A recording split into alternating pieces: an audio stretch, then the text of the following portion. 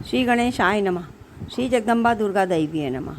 अंतस यात्रा की इस कड़ी में आप सभी साधकों को अधिक मास या पुरुषोत्तम मास की कथाएं सुनाने जा रहे हैं। पुरुषोत्तम मास अध्याय 1। ओम नमो भगवते वासुदेवाय। वंदे वंदारु मंदारम वृंदावन विनोदितम वृंदावन कलानाथम पुरुषोत्तम अद्भुतम। अधिक मास महात्म प्रथम अध्याय। नैमिषारण्य में सुखदेव जी का आगमन। कल्प वृक्ष के समान भक्तजनों के सभी मनोरथ पूर्ण करने वाले वृंदावन की शोभा के अधिपति, अलौकिक कार्यों द्वारा समस्त लोगों को चकित करने वाले वृंदावन विहारी पुरुषोत्तम भगवान को नमस्कार करते हैं। एक समय बहुत बड़ा यज्ञ करने की इच्छा से परम पवित्र नैमिषारण्य तीर्थ में बहुत से मुनि आए, जैसे असित, देवल, पैल, सुमंतु, पिपलायन, ऋषि सुमति, कश्यप, जाबाली, भृगु, अंगिरा, वामदेव, सुतीक्ष्ण, शरभंग, पर्वत, ऋषि आपस्तंभ, मांडव्य, अगस्त्य, कात्यायन, रथितर, ऋभु, कपिल, रैभ्य, ऋषि गौतम, मुद्गल, कौशिक, गालव, क्रतु, अत्रि, बभ्रु, त्रित, शक्ति, बधु, बौधायन, वसु, ऋषि कौंडिन्य, पृथु, हारीत, धूम्र, शंकु, संकृत, शनि, विभांडक, पंक, गर्ग, काणाद, ऋषि जमदाग्नि, भरद्वाज, धूमपी, मौन भार्गव, कर्कश, शौनक तथा महातपस्वी शतानंद, ऋषि विशाल, वृद्ध, जर्जर, जय, जंगम, पार, पाशधर, पूर्व, महाकाय, जैमिनी, ऋषि महाग्रीव, महाबाहु, महोदर, महाबल, उद्यालक, महासेन, आर्त, आमलक प्रिय, ऋषि ऊर्ध्वबाहु, ऊर्ध्वपाद, एकपाद, दुर्धर, उग्रशील, जलाशी, पिंगल, अत्रि, ऋभु, ऋषि, शांडीर, करुण, काल, कैवल्य, कलाधार, श्वेतबाहु, रोमपाद, कद्रु, कालाग्नि, रुद्रग, ऋषि श्वेताश्वर, आद्य, शरभंग, पृथुश्रवस आदि शिष्यों के सहित ये सब ऋषि अंगों के सहित वेदों को जानने वाले, ब्रह्मनिष्ठ, संसार की भलाई तथा परोपकार करने वाले, दूसरों के हित में सर्वदा तत्पर, श्रौत स्मार्त कर्म करने वाले ये सभी ऋषि अपने शिष्यों के साथ एकत्रित हुए। इधर तीर्थ यात्रा की इच्छा से सूत जी अपने आश्रम से निकले और पृथ्वी का भ्रमण करते हुए उसी समय वो अपने शिष्यों के साथ नैमिषारण्य पधारे। उन्होंने अनंतर पेड़ की लाल छाल को धारण किया हुआ था। वे प्रसन्न मुख, शांत, परमार्थ विशारद, समग्र आदि गुणों से युक्त, संपूर्ण आनंदों से परिपूर्ण, तुलसी की माला से सुशोभित, जटा के मुकुट से विभूषित, समस्त आपत्तियों से रक्षा करने वाले, अलौकिक चमत्कार को दिखाने वाले, भगवान के परम मंत्र को जपते हुए समस्त शास्त्रों के सार को जानने वाले, संपूर्ण प्राणियों के हित में संलग्न, जितेंद्रिय तथा क्रोध को जीतने वाले, जीवन मुक्त जगत गुरु श्री व्यास जी की तरह और उन्हीं की तरह निष्प्रह आदि गुणों से युक्त सूत जी महाराज शोभायमान हो रहे थे।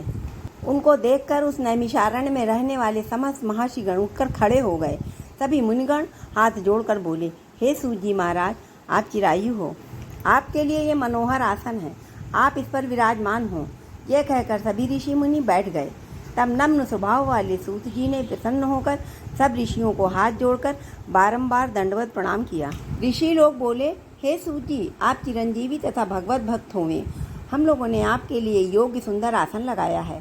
हे महाभाग, आप थके हैं, यहाँ बैठ जाइए। ऐसा सब ब्राह्मणों ने कहा।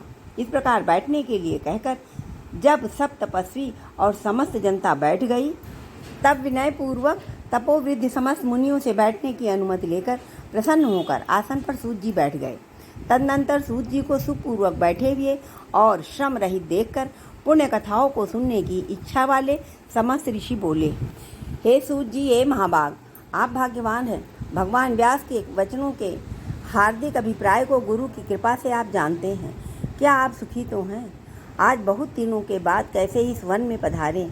आप प्रशंसा के पात्र हैं। हे व्यास शिष्य शिरोमणि, आप पूज्य हैं। इस असार संसार में सुनने योग्य हजारों विषय हैं, परंतु उनमें श्रेयस्कर थोड़ा सा और सारभूत जो हो वह हम लोगों से कहिए। हे महाभाग, संसार समुद्र में डूबते हुए को पार करने वाला तथा शुभ फल देने वाला जो भी आपके मन में निश्चित हो वह विषय कहिए। अज्ञान रूप अंधकार से अंधे हुओं को ज्ञान रूप चक्षु देने वाले, भगवान के लीला रूपी रस से युक्त परमानंद का कारण, संसार रूपी लोगों को दुख दूर करने में रसायन के समान जो कथा का सार है वह शीघ्र ही कहिए। इस प्रकार शौनक आदि ऋषियों के पूछने पर हाथ जोड़कर सूत जी बोले, हे समस्त मुनियों, मेरी कही हुई सुंदर कथा को आप लोग सुनिए। हे विप्र, पहले मैं पुष्कर तीर्थ को गया।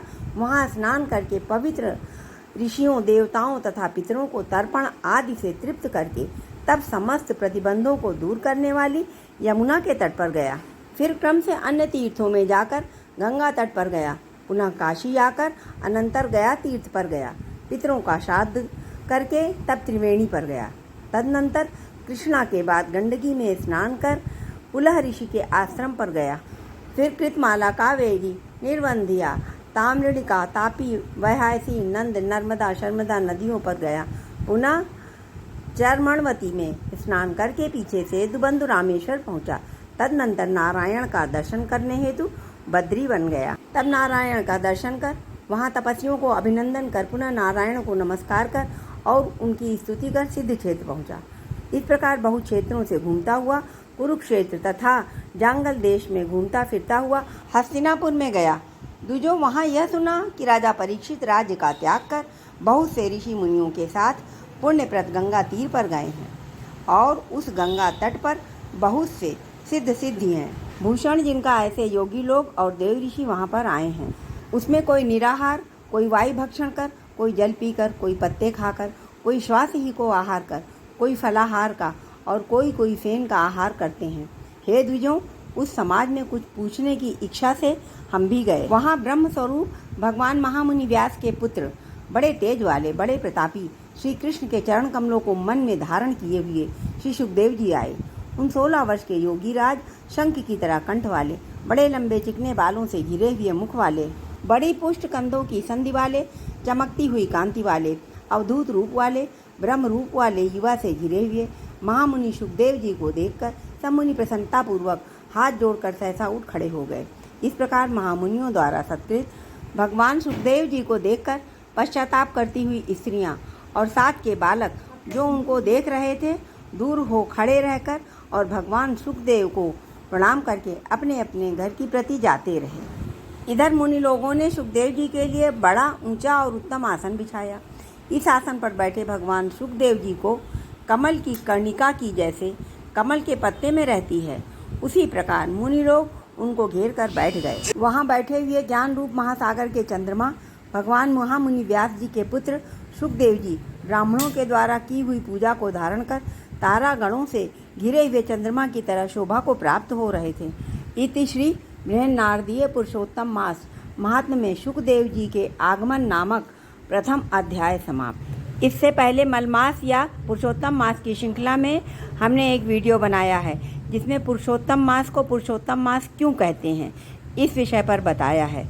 उसका लिंक हम अपने डिस्क्रिप्शन बॉक्स में दे देंगे और आगे पुरुषोत्तम मास के अध्यायों की श्रृंखला आती रहेगी। सभी भक्तजन इस पुण्यप्रद पुरुषोत्तम मास का लाभ उठाएं। ओम नमो भगवते वासुदेवाय।